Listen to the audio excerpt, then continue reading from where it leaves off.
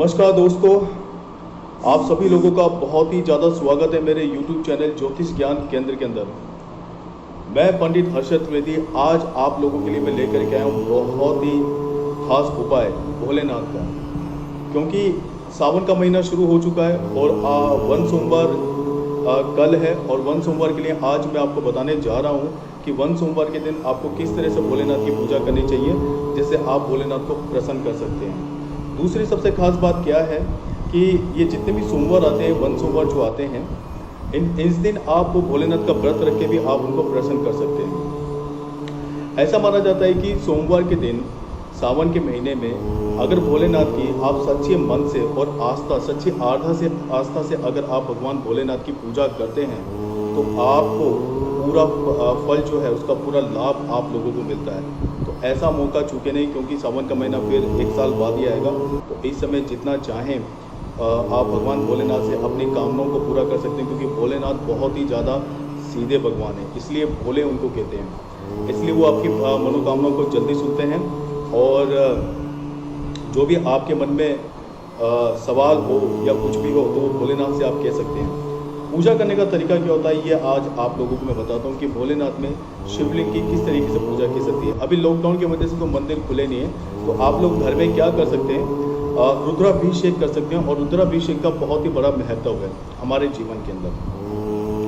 आपको बता दूं रुद्राभिषेक कैसा करना चाहिए। अगर आपके घर में छोटा शिवलिंग है, अगर आप लोग मंदिर में नहीं जा सकते हैं तो एक छोटा सा शिवलिंग लेकर के उसको एक तसले के अंदर आप रख लीजिए हमारे घर में, या कोई प्लेट हो या स्टील का कोई बर्तन हो या तांबे की कोई प्लेट हो आपके पास में, उसके अंदर आप, या कांसे की कोई प्लेट हो उसके अंदर आप शिवलिंग को रख लीजिए। उसके बाद सबसे पहले आप लोगों को क्या करना है कि उनको स्नान कराइए। आप सबसे पहले कच्चे दूध से स्नान कराइए और उसके बाद आप शहद और दही लगाइए, शहद लगाएं और शहद से उस शिवलिंग के ऊपर इस तरीके से आप उसको हल्के हल्के हाथ से मसाज कर सकते हैं, मतलब धो सकते हैं भोलेनाथ को। उसके बाद आप दही लगाइए। दही लगाने के बाद गौमूत्र होता है, गौमूत्र से आप उनको नहलाएं और सबसे लास्ट में जो होता है गंगा जल से आप उनको नहला दीजिए। गंगा जल से नहलाने के बाद में आप उनको सादा पानी जो होता है, स्वच्छ पानी हो, बिल्कुल सादा पानी हो, उससे स्नान करा करके फिर उनको धूप बत्ती दिखा करके, बेल पत्ता चढ़ा करके, हो सके तो भगवान को बहुत ही ज़्यादा पसंद है शमी के जो फूल आते हैं वो बहुत ज़्यादा पसंद होते हैं भोलेनाथ को, तो शमी के फूल आप चढ़ा सकते हैं। इसके अलावा आप गुलाब के फूल चढ़ा सकते हैं भोलेनाथ को। और इसके अलावा अगर आपने कभी सुना हो आंकड़े का पेड़ आता है, उसके फूल आते हैं, सफ़ेद आंकड़ा आता है, उसके फूल आते हैं, उसकी माला बना करके आप भोलेनाथ को चढ़ा सकते हैं। भोलेनाथ को बहुत ही पसंद है। इसके अलावा आप धतूरे चढ़ा सकते हैं। एक धतूरा अगर आप चढ़ाते हैं तो आज आपको मैं बता देता हूँ कि एक धतूरा चढ़ाने का मतलब है कि 1.25 लाख बिल पत्थर के बराबर होता है एक धतूरा अगर आप चढ़वाते हैं, तो इसका आपको बहुत ही ज़्यादा लाभ मिलने वाला है। तो दोस्तों आप जरूर ये व्रत करें और व्रत करने के बाद आप शाम को एक समय भोजन कर सकते हैं। और ज़रूरी नहीं है कि आप सागार करें। मैं आप लोगों से बता दूं कि एक समय जब आप भोजन कर सकते हैं तो सागार करने की ज़रूरत नहीं है, आप इसमें नमक डाल के खाना खा सकते हैं। मैंने बहुत लोगों को देखा है, बहुत लोगों से सुना है कि सागार करना चाहिए, बिना नमक का खाना खाना चाहिए। ऐसा कुछ भी नहीं है। आडंबर और भ्रांतियों में न जा करके आप सीधा सीधा जो आपका मन गवारा करता है, जो आपकी आत्मा कहती है मन से, जो अंदर आत्मा आपसे कह रही है, देखिए आत्मा ही परमात्मा है, तो अंदर आत्मा जो आपसे करने के लिए कहती है वही आप कीजिए। आडंबर और भ्रांतियों में न जा करके आप सीधा सीधा काम कीजिए जिसको आप इजी कर सकें। तो इस साल वैसे भी हमारे जीवन के अंदर काफ़ी उठापटक हो गई है, अभी तक चली रही है और आने वाले समय के अंदर पता नहीं क्या हो क्या नहीं हो। तो हमें अपना कर्म जो है वो करना चाहिए, क्योंकि आज आपको एक छोटी सी बात मैं आपको बता देता हूँ कि जब आप लोग धर्म करते हैं तो धर्म करके आपको भगवान से मांगना पड़ता है, लेकिन जब आप कर्म करते हैं तो कर्म करने के बाद भगवान को खुद देना पड़ता है। इसी तरह से आप धर्म भी करते जाइए और अपना कर्म भी करते जाइए। पूजा पाठ का जो कर्म है वो आप लोगों को बहुत करना चाहिए। आज मैं आपको बताऊं कि सावन का जो महीना होता है भगवान शिव को अति प्रिय होता है और इसलिए इस दौरान भगवान शिव की पूजा अर्चना विधान विधि से करने से भगवान भोलेनाथ बहुत ही ज़्यादा प्रसन्न होते हैं। देखिए दोस्तों आपको मैं बता दूं कि भोलेनाथ के लिए ऐसा कहा जाता है कि संसार के जितने भी दूषण होते हैं ना वो भोलेनाथ के भूषण होते हैं। कई लोगों से मैंने 2-3 चीज़ें सुनी हैं जो मेरे को सुनकर के बड़ा अटपटा सा लगता है। इसके ऊपर कई फिल्में बनी हैं जैसे मैं कहूँगा नहीं किसी के लिए और ना मैं किसी के लिए कुछ कहना चाहता हूँ, बस अपनी जो मन की बात है वो आप लोगों के सामने रखना चाहता हूँ। कि कहते हैं कि आप दूध को बोले शिवलिंग पे ना चढ़ाएं, और शिवलिंग पे अगर आप चढ़ाते तो किसी गरीब को दान दे दीजिए। आज आपको मैं एक बात बता देता हूँ, सावन के महीने में क्या होता है कि जब बरसात होती है तो बरसात के महीने में आपने देखा होगा कि जो पेड़ पौधे होते हैं या खेती होती है तो उनमें एक नए पौधे निकल आते हैं। उन नए पौधों के अंदर कीड़े होते हैं, छोटे छोटे कीड़े होते हैं।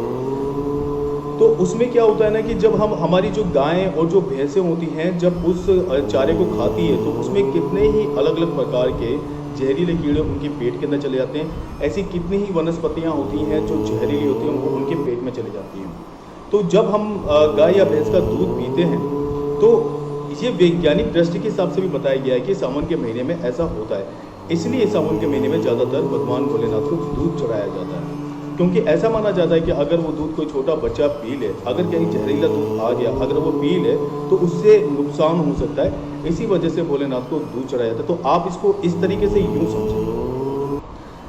मैंने बहुत लोगों को जाना दूध मत चढ़ाओ, गरीब को दान दे दो। गरीबों को तो हम हमेशा दान देते हैं, पूरा 11 महीने पड़े हुए हैं गरीबों के लिए दान देने के लिए। लेकिन एक जो महीना आप लोगों को मिलता है भोलेनाथ की सेवा पूजा पाठ करने का, तो इस मौके को नहीं गंवाना चाहिए, क्योंकि यही एक ऐसा मौका है आपको।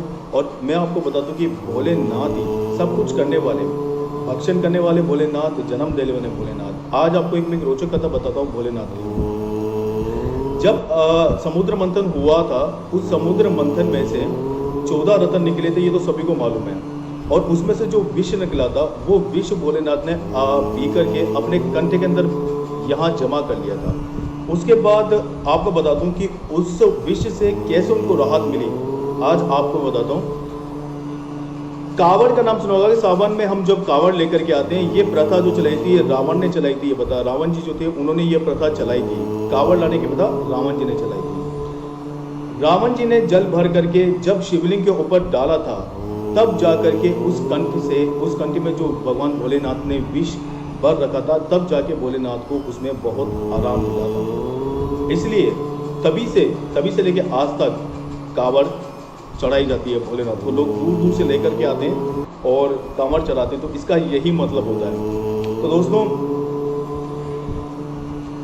और मैं आपको बता दूं कि इसलिए मैं ये चाहता हूं कि सावन का महीना है, ये बहुत अच्छा समय है, तो आप जितना हो सके भोलेनाथ की सेवा करें, ओम नमः शिवाय मंत्र का जाप करें। और अगर आप चाहें तो भोलेनाथ का जो महामृत्युंजय का मंत्र होता है उसे भी आप जाप कर सकते हैं। अगर आप चाहेंगे तो मेरी नेक्स्ट वीडियो के अंदर मैं आपको बता दूंगा कि भोलेनाथ का जो मंत्र होता है, महामृत्युंजय जो मंत्र होता है, इसका किस तरह से जाप करना चाहिए और एक्चुअल ये मंत्र है क्या, और इस मंत्र से आपको क्या क्या लाभ मिलने वाले हैं। तीसरा, आप शिव तांडव पढ़ सकते हैं। शिव तांडव भी पढ़ना आप लोगों के लिए बहुत अच्छा साबित हो सकता है। माता गौरी पार्वती की आप पूजा कर सकते हैं और शिव जी की पूजा करेंगे, साथ में माता पार्वती की पूजा करें।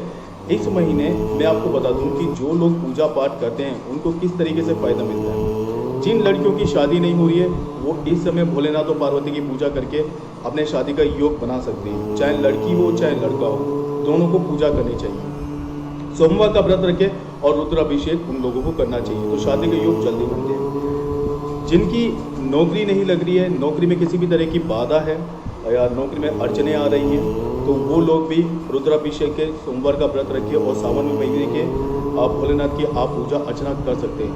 मैं आपको बता दूं कि आपको इतना ज़्यादा लाभ मिलेगा, इतना, और अंदर से आपकी आत्मा को बहुत ज़्यादा शांति मिलेगी।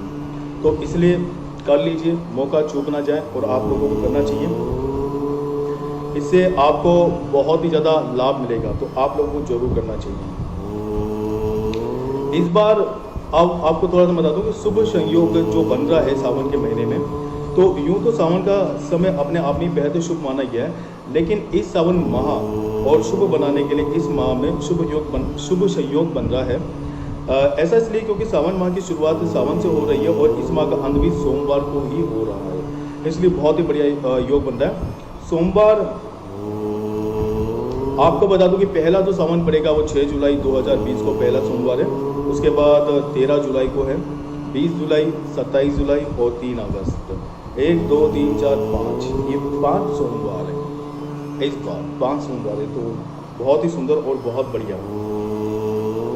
और भगवान शिव जी को प्रसन्न करने के लिए मैं आपको बता चुका हूँ कि आप लोगों को क्या क्या करना है और क्या क्या करना चाहिए। इसके अलावा और भी अगर आप जानना चाहते हैं तो थोड़ा सा और मैं आपको बताता हूँ। सुबह जल्दी उठकर स्नान आदि करके भोलेनाथ को जल चढ़ाना चाहिए सावन के महीने में, और इसके बाद शिव मंदिर में जाकर भगवान शिव को रुद्राभिषेक करना चाहिए। हालांकि